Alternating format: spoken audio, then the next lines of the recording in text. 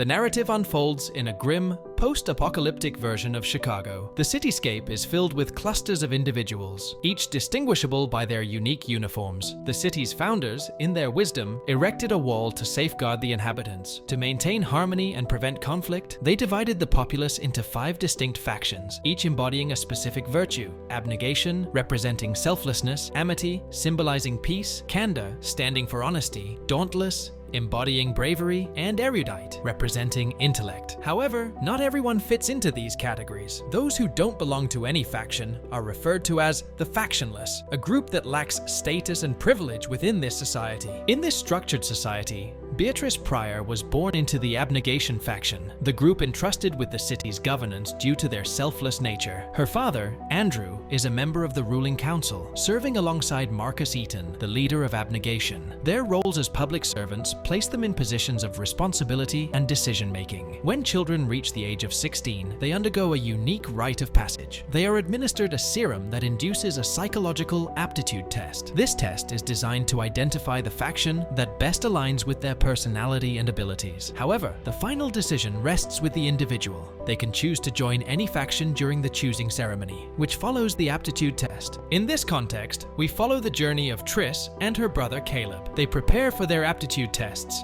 each retreating to their respective rooms. Triss's test is administered by Tori, a woman from the Dauntless faction. After receiving the serum, Triss embarks on a series of tests. Following her aptitude test, Beatrice's results reveal an unusual pattern. She exhibits equal attributes of 3 different factions: abnegation, erudite, and dauntless. This rare combination marks her as a divergent, a term used for individuals who do not fit neatly into any single faction. Tori, the dauntless woman who administered the test, records Beatrice's results as abnegation to protect her. She warns Beatrice to keep her divergent status a secret, explaining that divergents, with their ability to think independently and resist serums, are perceived as threats to the established social order. That evening, Beatrice joins her family for dinner, where they discuss the day's events. Her parents, Andrew and Natalie, share their concerns about the erudite faction's ambitions to govern and their ongoing efforts to discredit abnegation. Beatrice's brother, Caleb, advises her to consider both her family and herself when making her choice. The following day, at the choosing ceremony, they encounter Jeanine Matthews, the head of the erudite faction. Jeanine encourages Beatrice to choose the faction that truly reflects who she is and where she feels she belongs. The ceremony is a pivotal moment for all 16-year-olds as they decide their future faction, with some choosing to leave their birth factions. When it's their turn, Caleb surprises everyone by choosing erudite. Beatrice, after a moment of hesitation, chooses Dauntless. Following the ceremony, she joins the Dauntless group as they run towards the train tracks. Despite the challenge, she manages to catch up with the train, where she meets Christina and Al from Candor and Will from Erudite. Together, they jump from the moving train onto the roof of a building. There, they meet Eric, the harsh leader of the Dauntless faction. He reminds the initiates of the high expectations of commitment and fearlessness required by the faction, warning that anyone who fails to meet these standards will become factionless. In a bold move, Beatrice volunteers to leap from a tall building into a dark hole, landing safely in a net. Upon reaching the bottom of the building, Triss encounters her instructor for the transfer initiates, a man known only as Four. He asks for her name, and in a symbolic act of leaving her past behind, she shortens her name from Beatrice to Triss. The initiates are then led to the pit, which serves as the hub of Dauntless life. Four guides them to a room where they will be residing for the next 10 weeks of their initiation process. In a ritualistic act of embracing their new identities, the initiates change into their Dauntless uniforms and discard their old clothes in a fire. They then proceed to the cafeteria for their first meal as Dauntless initiates, where they are welcomed by Max, the head of the Dauntless faction. The following morning, they are awakened early to gather at the pit. They learn that their training will be divided into 4 stages, focusing on both physical and mental development. The transfer initiates are trained separately from those born into Dauntless, but they will be ranked together. These ranks will ultimately determine their future roles within the faction.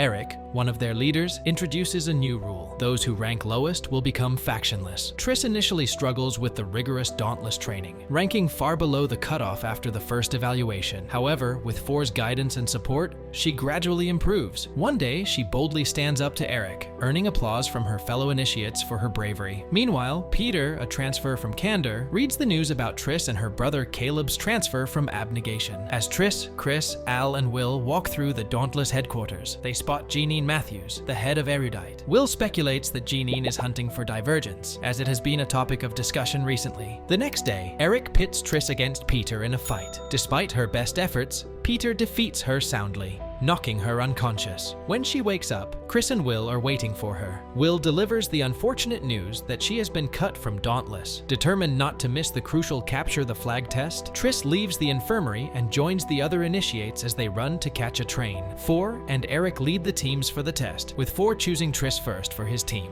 As they strategize, Triss climbs an abandoned Ferris wheel to scout for the enemy flag's location. Her efforts pay off, securing her team's victory and ensuring her place in the final cut. The next day, while the Dauntless are assisting the Amity faction with loading their trucks, Triss has a chance encounter with her mother, Natalie. Natalie warns Triss that she is in danger and advises her to keep her Divergent status a secret, as the Erudite faction is actively seeking out Divergence. As Triss moves into the next phase of her training, she and the other initiates must confront their deepest fears in psychological simulations. During Triss's initial simulation, she finds herself immersed in a hallucination that lasts for 3 minutes, a duration that is 4 times shorter than the average. Her Divergent nature allows her to approach the tests with a unique, creative perspective. Triss learns from Tori that Tori's brother was also a Divergent, but he was tragically eliminated following his psychological test due to the perceived threat posed by his Divergence. Feeling troubled, Triss seeks out her brother Caleb and confides in him about her struggles fitting into Dauntless. Caleb informs her that their former faction, Abnegation, is no longer willing to break any more rules. He also reveals that Erudite is planning to overthrow Abnegation. Upon her return, Triss is ambushed by Al, Peter, and another transfer initiate. However,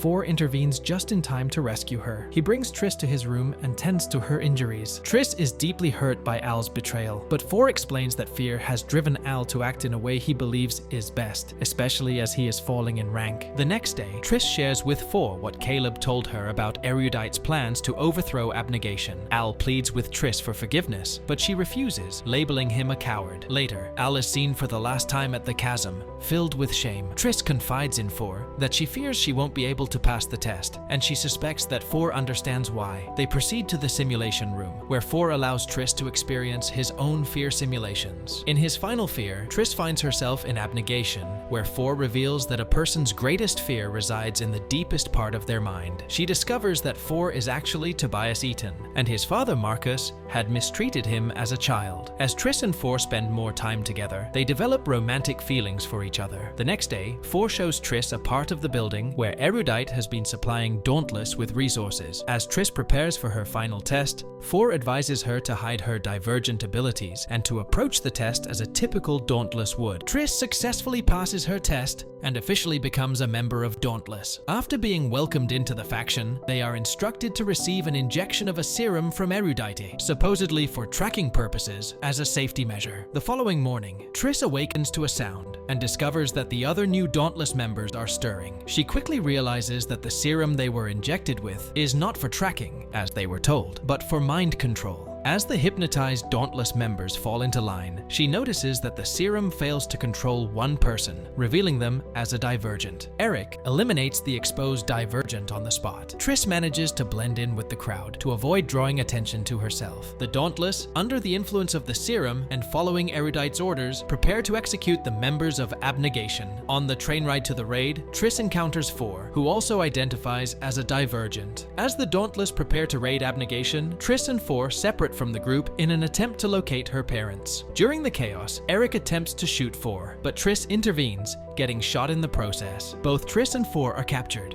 and Jeanine, the head of Erudite, discovers that they are both Divergents. She orders Four to be taken into custody and sentences Triss to execution. In a surprising turn of events, Triss's mother appears and rescues her. As they make their escape, Triss realizes that her mother was once a member of Dauntless. They are pursued by Will, who is under the influence of the serum. Despite her attempts to snap him out of his hypnotized state, Triss is forced to kill her friend. Tragically, Natalie is shot and killed during their escape. leaving Triss with no choice but to leave her mother behind and continue running. Triss eventually finds her father hiding with Caleb, Marcus, and several other members of Abnegation. She explains to them that the Dauntless are unknowingly under Erudite's control. Determined to stop Erudite, Triss, along with Caleb, Marcus, and Andrew, sneak into Dauntless headquarters, retracing the path she took on her first day as a Dauntless member. Inside the headquarters, Triss encounters Peter and coerces him into leading them to Erudite's control center. During a shootout, her father sacrifices himself to buy Triss some time. With a heavy heart, Triss decides to proceed alone to find Four. Upon entering the central control room, Triss is met with a chilling sight. Monitors line the walls, each displaying live footage of the Abnegation faction members living in fear as they are controlled by the Dauntless. Among the hypnotized Dauntless members, she finds Four, specifically designed for Divergence. Despite her efforts to free him from the chair he is bound to,